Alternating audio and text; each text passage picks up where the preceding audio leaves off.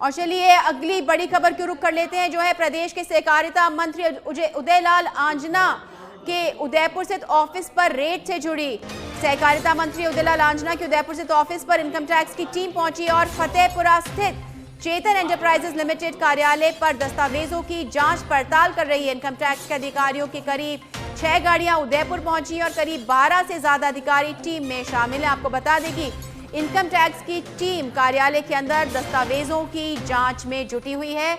वहीं उदयलाल आंजना के सीए के यहाँ भी इनकम टैक्स की टीम जांच कर रही है। तो इनकम टैक्स के निशाने पर है सहकारिता मंत्री उदयलाल आंजना और उनके तमाम ठिकानों के ऊपर रेड की जा रही है। फतेहपुर सर्कल से चेतन एंटरप्राइज पर रेड जारी है, जहां पर तमाम दस्तावेजों की जांच की जा रही है। आयकर से जुड़े दस्तावेजों को देखा जा रहा है और साथ ही उनके सीए के ठिकानों पर भी रेड की जा रही है। इनकम टैक्स की 6 गाड़ियां उदयपुर में मौजूद है और 12 अधिकारी इस रेड की कार्रवाई को अंजाम दे रहे हैं। तो आपको बता दें, सहकारिता मंत्री उदयलाल आंजना आईटी डिपार्टमेंट के रडार पर हैं, जहां उनके दस्तावेजों की जांच की जा रही है और उदयलाल आंजना के सीए के यहां भी इनकम टैक्स की टीम जांच कर रही है।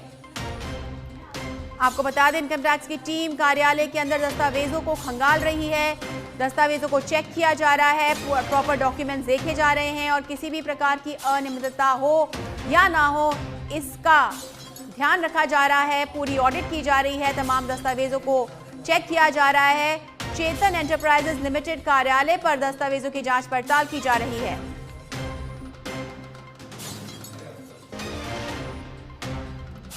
और इस पर अधिक जानकारी देने के लिए उदयपुर से हमारे ब्यूरो चीफ धीरज रावल लाइव जुड़ चुके हैं हमारे साथ में। धीरज, क्या दोबारा इनकम टैक्स के अधिकारियों ने कार्रवाई शुरू कर दी है? क्या कुछ तस्वीरें सामने आ रही हैं? जी बिल्कुल, राजस्थान के सहकारी मंत्री उदयलाल आंजना के यहाँ पर कल जो है आयकर के विभाग की टीम जो मुंबई से उदयपुर पहुंची और उदयपुर करीब 6 गाड़ियां जो है वो यहाँ पर पहुंची थी। 1 दर्जन से अधिक जो अधिकारी है वो यहाँ पर पहुंचे थे। सुकड़िया सर्कल स्थित चेतन एंटरप्राइजेज जो है वहां पर इस कार्रवाई को पूरा जो अंजाम दिया जा रहा है। देर रात तक जो है आयकर विभाग के अधिकारियों ने यहाँ पर जो वहाँ पर कर्मचारी मौजूद थे उनसे पूछताछ की गई और दस्तावेज जो है वो खंगाले गए। अल सुबह फिर से इस कार्रवाई को जो है वो शुरू कर दिया गया है। तमाम जो अधिकारी है वो बारीकी से जो दस्तावेज है उनकी यहाँ पर जांच कर रहे हैं। वहीं उदयपुर के अंदर शिकारवाड़ी के अंदर स्थित एक मकान है जहां पर उदयलाल आंजना के सीए रहते हैं, वहां पर भी आयकर विभाग की टीम पहुंची थी और वहां पर भी दस्तावेज खंगालने का कार्य किया गया। फिलहाल अभी आयकर विभाग के अधिकारियों ने किसी प्रकार की पुष्टि नहीं की है कि वहां पर किस प्रकार की अनियमितता मिली है या नहीं मिली है, लेकिन फिलहाल जो है वो कार्रवाई लगातार यहाँ पर जारी है। जी धीरज, अगर बात करें तो क्या कुछ वक्तव्य सामने आया है? क्योंकि पहले डोटासरा के ईडी की रेड पड़ी और अब आईटी की रेड सामने आई है, तो क्या कोऑपरेशन पूरा मिल रहा है कांग्रेस के नेताओं की तरफ से या कुछ प्रतिक्रिया सामने आई है?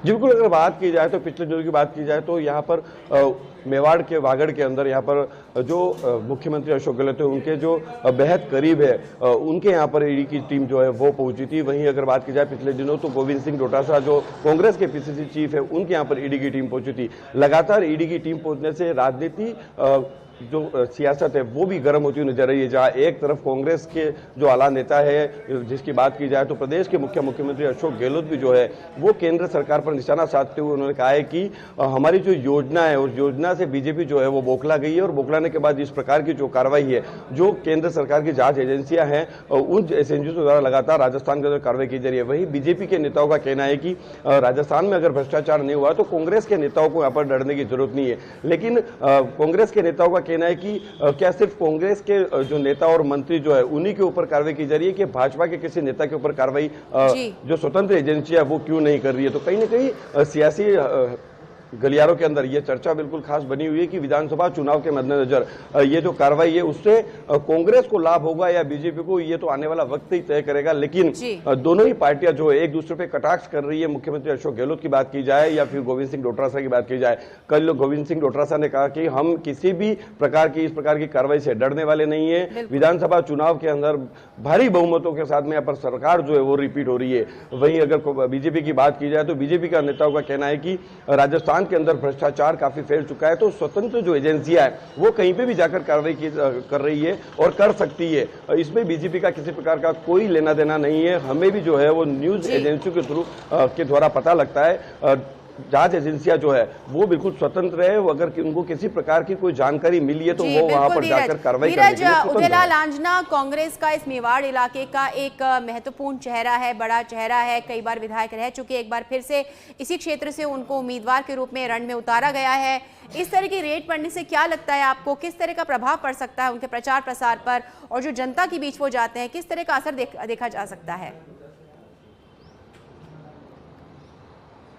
जी बिल्कुल, अगर उदयलाल आंजना की बात हो, वो कद्दावर नेता है, कांग्रेस के अंदर भारी बहुमत के साथ में विजय बनकर वो जो है उन्होंने राजस्थान की सरकार ने उनको सहकारी मंत्री बनाया है। वहीं अगर बात की जाए जब यहाँ पर आयकर विभाग की टीम यहाँ पर पहुंची थी, उस समय वो अपने फील्ड के अंदर अपना फील्ड जो है वो मजबूत कर रहे थे। फिलहाल वो उदयपुर भी नहीं पहुंचे, वो अपने फील्ड में डटे हुए, और उनका एक बयान भी सामने आया था कि उन्होंने कहा था कि इस रेड की वजह से, छापामार कार्रवाई की वजह से मेरे 5000 वोट जो है वो आज के दिन बढ़ चुके हैं। तो कहीं ना कहीं देखा जा रहा है कि कांग्रेस जो है वो बिल्कुल कॉन्फिडेंस में नजर आ रही है। अगर कॉन्फिडेंस की बात की जाए, वही सियासी हलकों की अगर बात की जाए तो कहीं ना कहीं कांग्रेस जो है वो ओवर कॉन्फिडेंस में भी नजर आ रही है, क्योंकि लगातार जो ईडी की बात की जाए या इनकम टैक्स की बात की जाए तो एक के बाद एक जो रेड जो राजस्थान के अंदर देखी जा रही है, उससे कांग्रेस का कहना है कि भाजपा की सरकार जो है वो इन एजेंसियों का दुरुपयोग करके राजस्थान भेज रही है और यहाँ पर इस प्रकार की कार्रवाई कर रही है।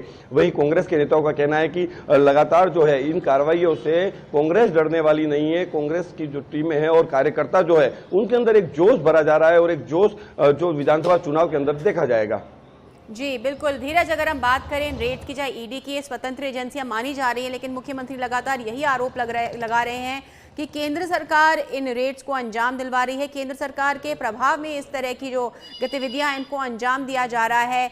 क्या कहना है आपका, किस तरह से इस तरह की चुनावों से ठीक पहले कभी ईडी कभी आईटी की रेड होने से क्या असर पड़ सकता है विधानसभा चुनावों पर राजस्थान में?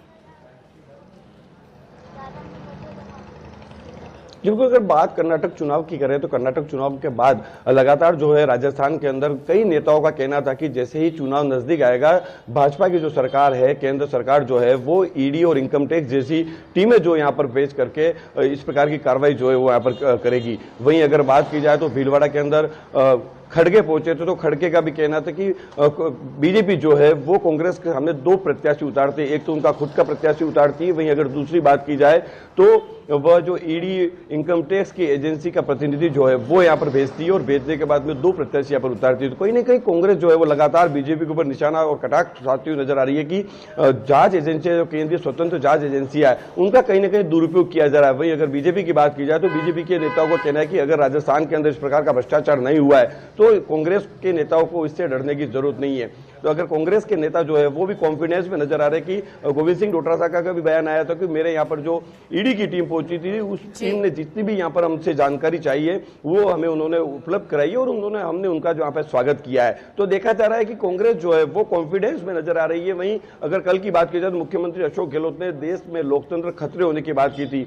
वहीं उन्होंने ये एक जिक्र भी किया था कि जांच एजेंसियों के अधिकारियों से उनके रिश्तेदार भी जो है वो पूछते होंगे कि आप फिजूल में क्यों इन लोगों को जो है वो परेशान करते हो। तो उनका भी, अधिकारियों का भी ये कहना होता होगा कि हमारे ऊपर दबाव है, तो हमें इस प्रकार की धीरज आप नजर बनाए रखिएगा, आपसे फिर अपडेट लेंगे कि क्या कार्रवाई चल रही है, क्या चल रहा है। फिलहाल तमाम जानकारी के लिए बहुत बहुत धन्यवाद।